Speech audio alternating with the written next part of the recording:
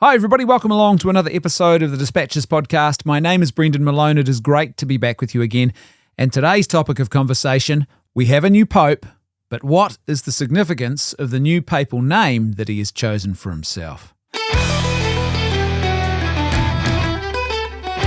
Hi, my name is Brendan Malone and you're listening to the Dispatches, the podcast that strives to cut through all the noise in order to challenge the popular narratives of the day with some good old-fashioned contrarian thinking.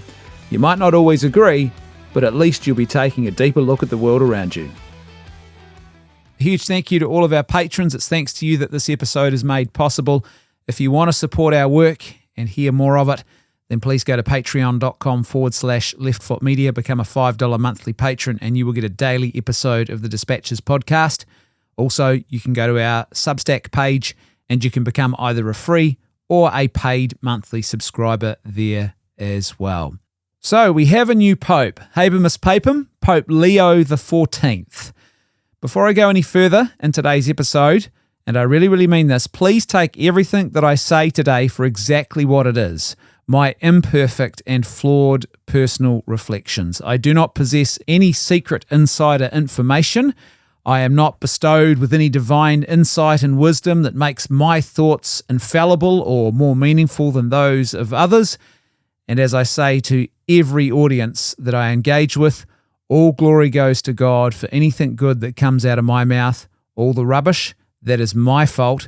And please God, may you forget it before you've even finished listening to this podcast. I should also say that this was not the plan that I had for today. As you can imagine, I had a completely different episode planned. I am now going to push that out by a week. And so today things have been completely upended by the announcement of a new pope. Now, before we talk about what I think could, and I say that with big, bold, capital letters and underlined multiple times, what could be the important significance of the new papal name, I just want to share a few other thoughts. First of all, and I think this is important to keep in mind, especially in the current age where everything is hyper-politicized, and also now we find ourselves with mainstream media and mass media communications and social media, etc., just constantly bombarded with everyone's thoughts and opinions on the world. Popes are not politicians. And so one thing I would encourage all of us to do, and I include myself in this, is actually to ignore all of the media talking heads. Most of them are coming at this from the completely wrong-headed perspective. They are treating the Pope like he is nothing more than a religious politician, and so they are assessing him through that particular lens, and so they are just imposing upon him their own political takes on the world in general, or what they would like to see from the papacy, but it is just pure politics and not much else. And sadly, even some of the Catholic talking heads, one of the things that I've found already a bit sad to see today is that there's already been dissent and diatribe, certainly sort of like a down-in-the-mouth sort of pessimism from some people. And I think that's really sad to see. People just already are like, oh no, this is going to be terrible. And I'm thinking to myself, what possible grounds could you have for saying that, number one? And number two, where is your Christian hope? That is not a great place to start from at all. I think it's important to recognize here that a pope, as I said, is not a politician. They are a spiritual father. And just like your natural father, you don't slander your father around town, and definitely you don't do that in public. And you also don't get to vote for your father. Like, imagine if you had a friend who just their entire life wandered around saying stuff about how they really wish their mother had chosen a different man to be your father. You would sort of think there's, at the very least, something just a little bit odd about that kind of approach, because it's not really that kind of a relationship. It's not like the boss at work or someone who's been chosen to be the coach of your favorite sports team or something like that. And so it is a relational thing, and it's important to recognize that. As I said, the political trap, the politicization is just already out there. It's everywhere. And it will do either one of two things if we're not careful. One, it will pull us into a very warped view of things that really isn't good. Secondly, if it doesn't do that, it might well lead us to tear our hair out in frustration and maybe even with a sense of despair. And it's never good to lose your peace in that way. The other thing I'd say is that I think the task ahead for Pope Leo XIV is really quite mammoth. I don't think this should come as a shock to any thinking person. We have an unresolved abuse crisis in the church, sadly still unresolved, and it has reached to the highest levels in the church in recent years, right up to the very top of the papacy, sadly.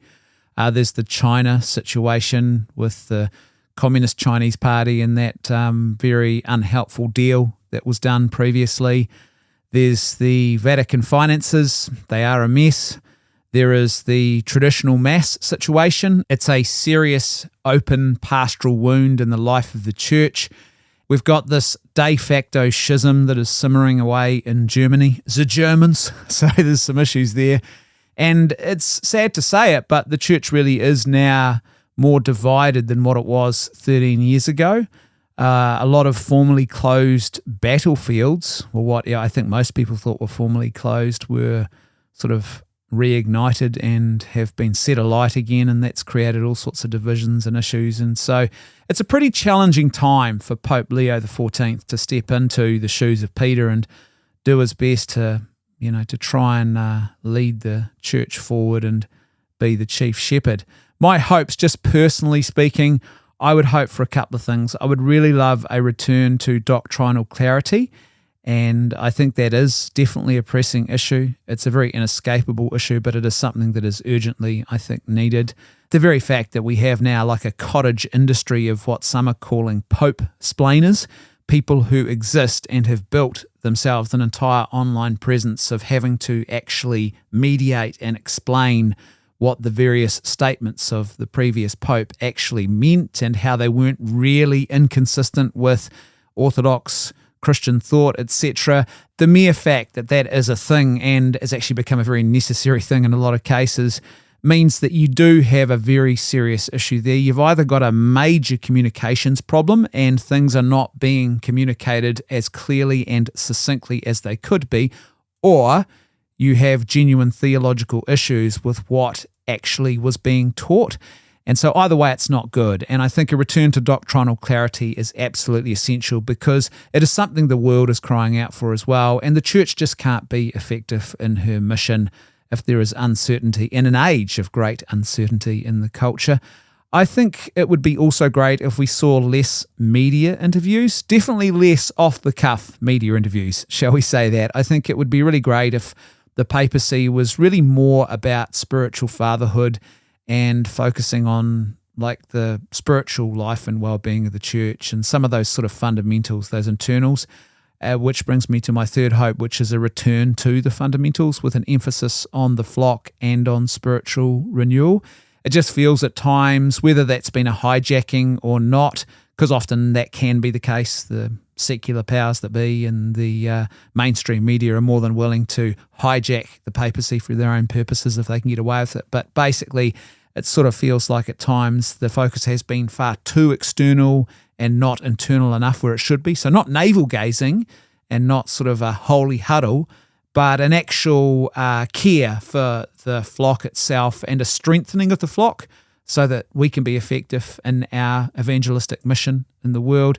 And also, I think at times it feels like there's been that hyper-politicization has really come in and has hijacked things in places which haven't been good. And so it would be great to see more prayer and less politics. I think that would be good.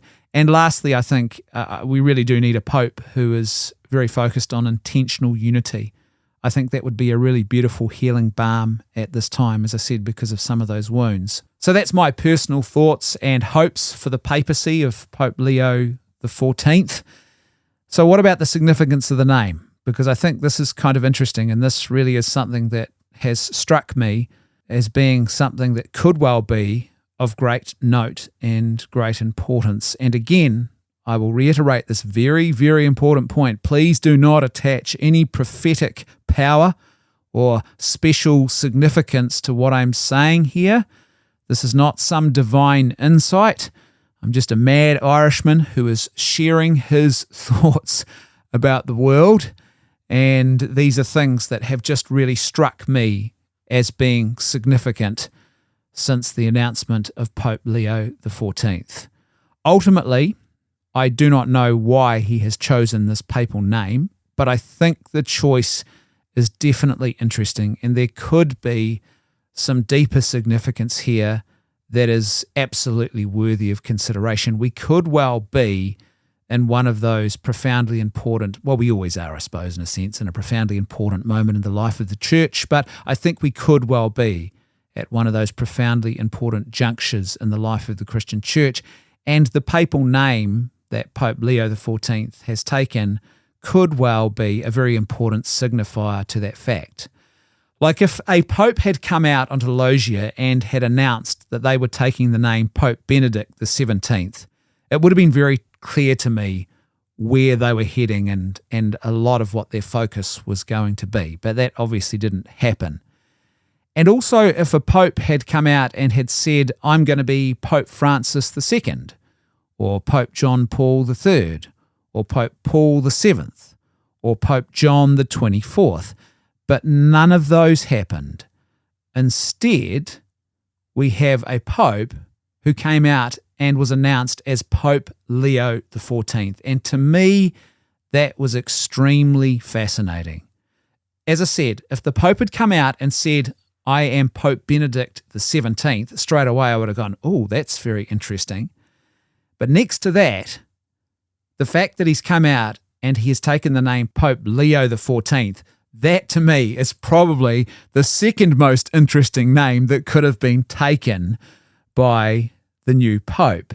Because as I said, I think it could signal something quite important is about to unfold in the life of the Christian church. And again, I say the word could in big, bold capitals that are absolutely underlined. This is me just wondering aloud as I contemplate this papal name.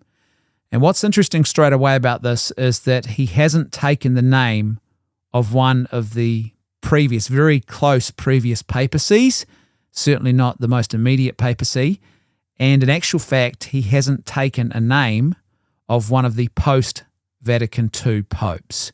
He's gone back to a pre-conciliar pope. And I do find that quite interesting. Not just that, but the name Pope Leo has been significant in the history of Christendom. Pope Leo I, for example, is a doctor of the church, and that is an honorific that very few people are bestowed with. He contributed majorly to the work of the Council of Chalcedon, which was a fundamentally important council in addressing heresies pertaining to Christology, the nature of Christ, specifically the heresies of Nestorianism and monophysitism. And Nestorianism is the heresy that tried to assert that Jesus had two separate natures. One was human and the other was divine.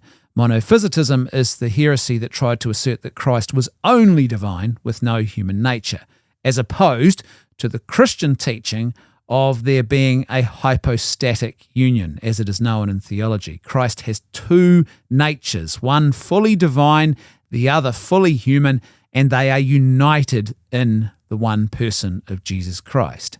The other thing that's interesting about Pope Leo I is that he boldly rode out to meet Attila the Hun in the 400s when he was on the rampage and persuaded him to turn back from his planned armed invasion of Italy. That is no mean feat at all, and it is quite an act of courage that he displayed there. Another thing that was quite important about Pope Leo I was that he was also quite key in shaping the understanding about papal authority, and this is something that I think some further clarity is desperately needed around once again in the age that we find ourselves living in. Sadly, there has been a type of ultramontanism, a type of treating the Pope as if he was a divine and infallible emperor, as if he was a president and his word on every single issue was absolute. That is not and has never been the Catholic teaching. That is a false anti-Catholic caricature of what the papacy is. So if the Pope gets up and declares one day that he thinks that Weet-Bix is the best cereal, that does not mean that we are all bound to agree with him on that particular issue.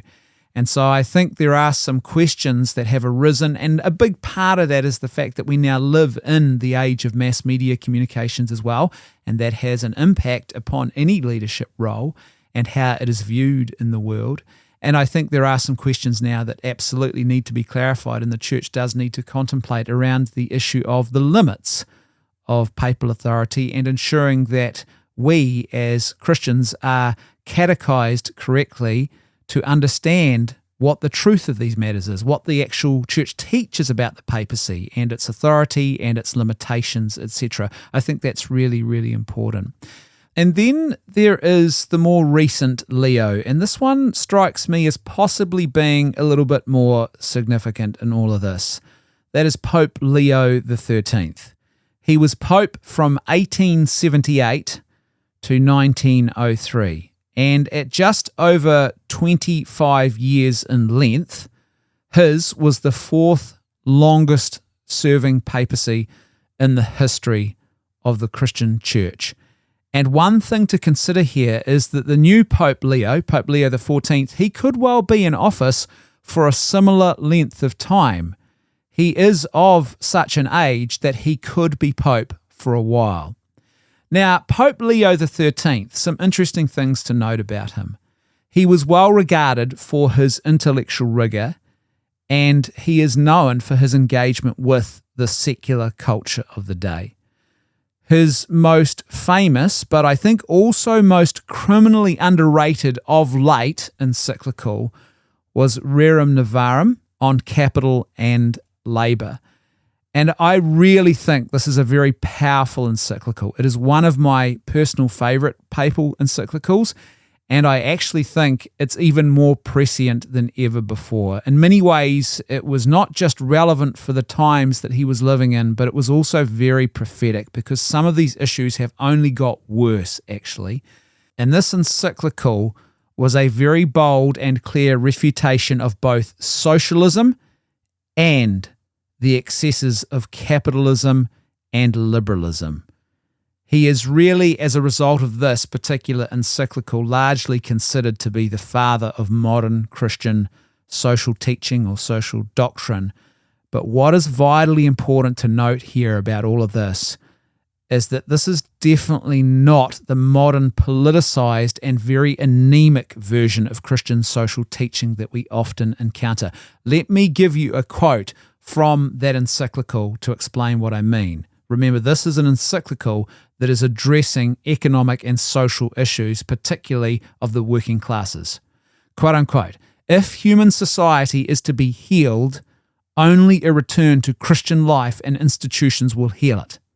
In the case of decaying societies, it is most correctly prescribed that if they wish to be regenerated, they must be recalled to their origins. And that is just one small quote of a whole much bigger section where he really expounds on just how essential Christianity, Christ, and the Christian church is to healthy, flourishing societies and to social well-being in society. This is not an anemic version of Christian social teaching, which sadly at times we have been exposed to. He's not proposing an NGO-type Christianity or a humanist church. That's not the answer he's proposing. Christ must be first and foremost, and that is very clear in the life and the teachings of Pope Leo XIII. And also, this encyclical is very clear about the fact that this must be firmly grounded in the family and the rights of the family. It's a really, really beautiful encyclical. If you haven't read it, you should read it. And I'm actually planning a little bit of a remedy for those who might want to take a bit of a deeper dive into that particular encyclical, so keep an eye out for that. But basically, as I said, his social teaching, Pope Leo XIII, was profoundly rich, and it has a breadth and a depth that is sadly often missing from much of what people present today as Christian social teaching, which tends to perhaps focus solely on, for example, the environment or environmental questions. Not that they are not important, but we have reduced and stripped all of the great richness out of Christian social teaching if that's all we think it is. Or maybe it's been hijacked at times by political ideologies or political policy settings, and that's really the extent of how we've seen or heard of it. When in actual fact, what's missing is that deep call to conversion and to Christian holiness and how essential that is for structuring a healthy and flourishing society. This is not, as I said, politicized social teaching. It is the deep magic of Christ.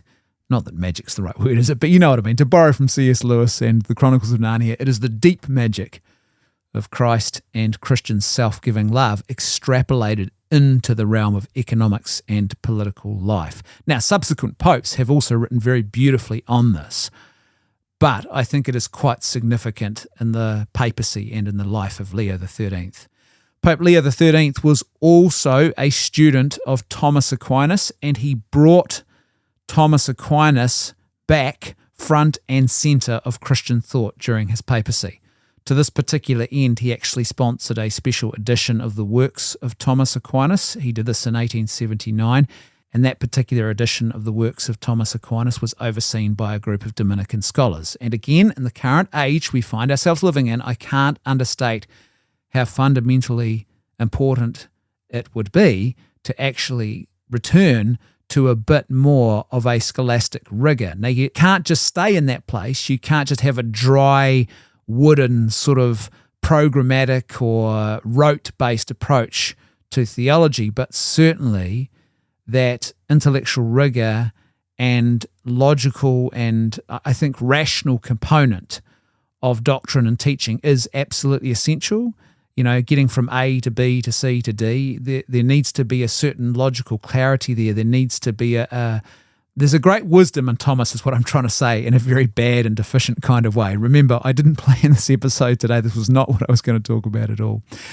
He also, Pope Leo XIII, asserted the Christian commitment to the belief that faith and science coexist together as partners. They are not enemies in conflict. And then to this particular end, he refounded the Vatican Observatory, which was obviously dedicated to the science of astronomy and is still going strong today.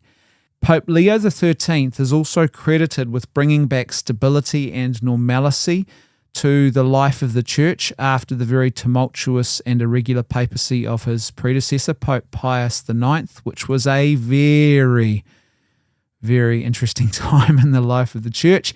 And so, yeah, that could well be something that's quite relevant for the times that we find ourselves living in. Importantly, he was also, this is Pope Leo XIII, a man of great prayer. He was especially devoted to the spirituality of the Sacred Heart of Jesus, and he was the one who introduced the promotion of monthly prayer intentions. All the way back in 1890 that started, and he was the Pope that started it. And he established a papal institution which encourages Catholics specifically to prayer and action as being essential to the Church's mission in the world. He also instituted a special prayer of Christian spiritual warfare against the devil known as the St. Michael the Archangel prayer. We pray this prayer every single day in our household, and it goes like this: St. Michael the Archangel, defend us in this day of battle. Be our safeguard against the wickedness and snares of the devil. May God rebuke him, we humbly pray, and do thou, O Prince of the heavenly host, by the power of God, cast down into hell Satan and all the other wicked spirits who wander now throughout the world seeking the ruin of souls. Amen. Powerful prayer, a favourite in our family home. And one other thing about Pope Leo XIII, and by the way, this is just a very brief summary.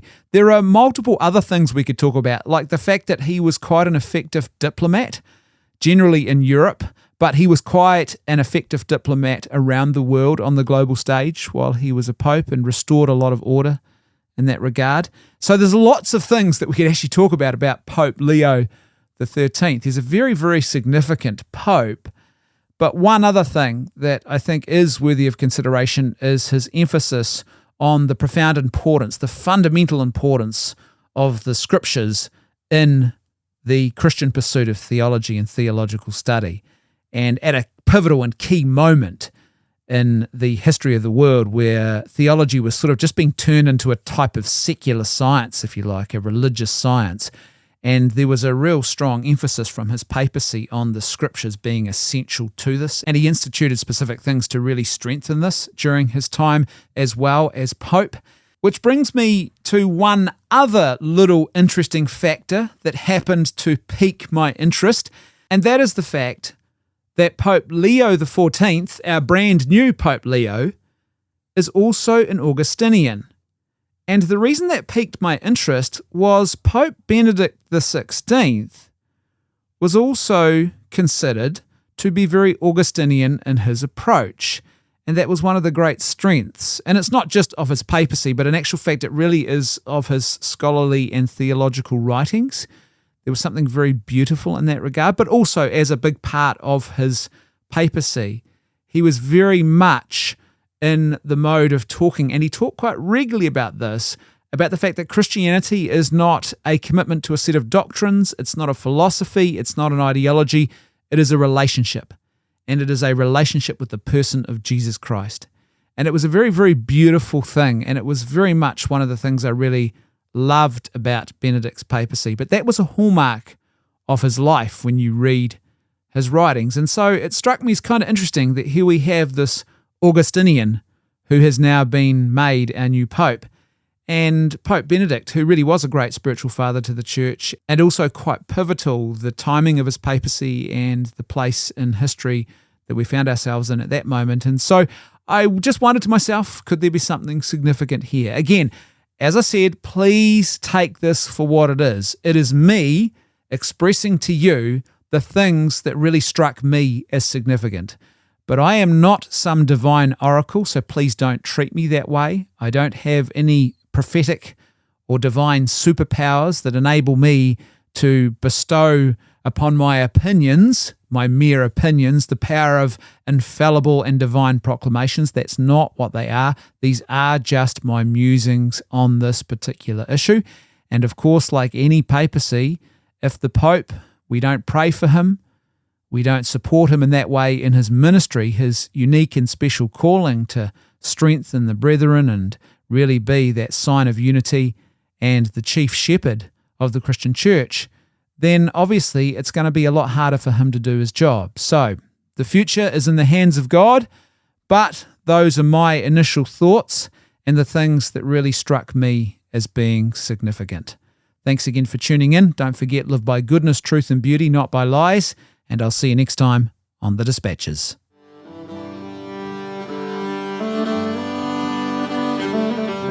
The Dispatches podcast is a production of Left Foot Media. If you enjoyed this show, then please help us to ensure that more of this great content keeps getting made by becoming a patron of our work at patreon.com/leftfootmedia. Link in the show notes. Thanks for listening. See you next time on The Dispatches.